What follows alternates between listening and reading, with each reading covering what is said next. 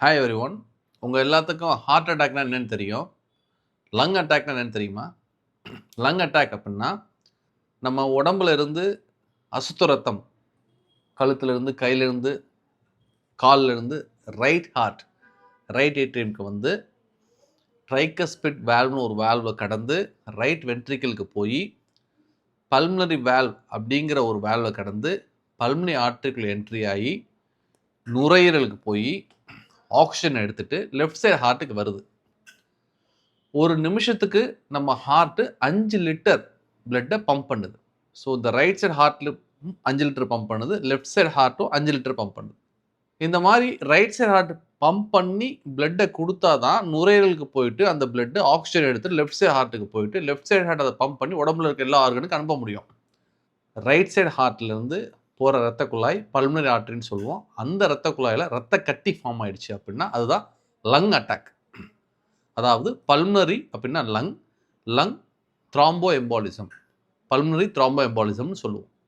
இது எதனால வருது அப்படின்னா நிறைய காரணங்கள் இருக்கு. Number 1 elderly people. நம்பர் 2 சில பேர்த்துக்கு ஜெனட்டிக்கலி ப்ரீடிஸ்போஸ்டாக இருப்பாங்க. அவங்க சில மரபணுக்கள் கோளாறுகள் மூலமாக அவங்களுக்கு ரத்தம் ஓடிட்டு இருக்கப்பே ரத்த கட்டி காலில் ரத்த கட்டி ஃபார்ம் ஆகி அந்த ரத்த கட்டி காலில் இருந்து கலண்டு அப்படியே ஹார்ட்டுக்குள்ளே வந்து நுரையீரலுக்கு போய் நின்றும். நம்பர் 3 சில பேர் பார்த்தீங்கன்னா கால் ஸ்லிப்பாக இருக்கும், நடக்காமல் பெட்லேயே இருப்பாங்க. ஒரு 3-4 நாள் கால் வீங்க ஆரம்பிக்கும், திடீர்னு மூச்சுட கஷ்டம் வந்துடும்.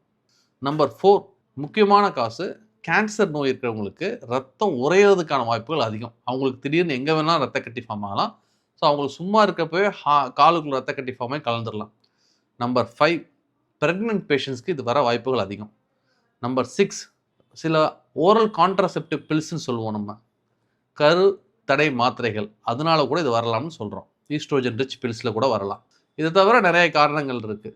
இப்போ ரீசன் என்ன சொல்கிறாங்கன்னா சுகர், ஒபிசிட்டி இதனால கூட வரலாம்னு சொல்கிறாங்க. ஸோ எதனால வரலாங்கிறத விட அதை கண்டுபிடிக்கணும், அதுதான் இம்பார்ட்டன்ட். ஏன் அப்படின்னா 100 பேத்துக்கு ஹார்ட் அட்டாக் வருது அப்படின்னா டேட்டா என்ன சொல்லுது அப்படின்னா இந்தியன் டேட்டா எங்களால் 8லேருந்து 10 பேர்த்தை காப்பாற்ற முடியாது. ஆனால் 100 பேத்துக்கு லங் அட்டாக் வந்துச்சு, அதுவும் தீவிரமாக வந்துச்சு அப்படின்னா 30 பேர்த்தை காப்பாற்ற முடியாது. ஏன் அப்படின்னா இவங்களுக்கு மூச்சோட கஷ்டம்தான் இருக்கும், நெஞ்சு வலி வராதுக்கான வாய்ப்புகள் ரொம்ப ரேர். ஸோ மூச்சோட கஷ்டம்னு அவங்க வந்து போகிறப்ப இந்த டயக்னோஸை நிறைய மிஸ் பண்ணிவிடுவாங்க, கண்டுபிடிக்கிறதுக்கான டைம் இருக்காது. இல்லைனா நிறைய நாள் மூச்சோட கஷ்டம் சொல்லிட்டு வெவ்வேறு டாக்டரை பார்த்துட்டு இருப்பாங்க, மிஸ் ஆகிடும் டயக்னோசிஸ். ஸோ பெரிய ஹாஸ்பிட்டலில் அட்டாப்சி டேட்டாவில் பார்த்தீங்கன்னா ஹாஸ்பிட்டல் அட்மிட் ஆகிருப்பாங்க பேஷண்ட். அட்மிட் ஆகிருக்க பேஷண்ட்ஸ்க்கு ரத்தம் உறையாமல் இருக்க இன்ஜெக்ஷன் கொடுப்போம்.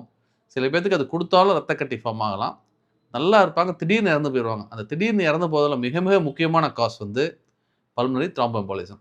இது வந்துருச்சு அப்படின்னா யூஸ்வலாக நாங்கள் பவர்ஃபுல் பிளட் தின்னர் அப்படி அதை வச்சு ரத்த கட்டியை கரைக்க ட்ரை பண்ணுவோம். அவங்களுக்கு பிபி குறைவாக இருக்கிற சமயத்தில் பிபி குறையாமல் நல்லா இருக்குது அப்படின்னா வயிற்றுல தொப்புள் பக்கத்தில் இன்ஜெக்ஷன் போடுவோம், இல்லை நரம்பில் சில ஊசி போட்டு இன்ஜெக்ஷன் கண்டினியூ பண்ணுவோம். இதுலேயே அவங்க நல்லாறதுக்கான வாய்ப்புகள் இருக்குது. அந்த மாதிரி நல்லானதுக்கப்புறம் அவங்களுக்கு அட்லீஸ்ட் ஒரு 6 months பிளட் தின்னர் மாத்திரை கண்டிப்பாக எடுக்கிற மாதிரி இருக்கும்.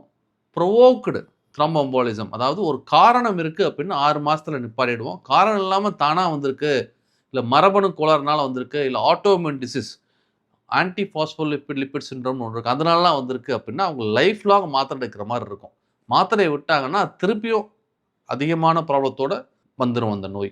இது வரைக்கும் நம்ம என்ன பார்த்தோம் அப்படின்னா ஹார்ட் அட்டாக்கை விட மோசமானது லங் அட்டாக். காலிலிருந்து ரத்த கட்டி கலண்டு நுரையீரலுக்கு போயிட்டு நுரையீரலுக்கு ரத்தத்தை வராமல் தடுத்துருது. சில பேஷண்ட்ஸ்க்கு இது தீவிரமாக பிபி குறையிற மாதிரி வந்துச்சு அப்படின்னா அவங்கள காப்பாற்றுறதுக்கான தன்மைகளும் கம்மியாயிடும். விழிப்போடு இருப்போம், அந்த நோயை நம்ம சீக்கிரமாக டயக்னோஸ் பண்ணி ட்ரீட் பண்ண முடியும். நான் doctor S Nagendra Bhupathi, professor of cardiology, Sri Ramachandra medical college and consultant cardiologist doctor Bhupathi's heart care, Kodambakkam, Chennai.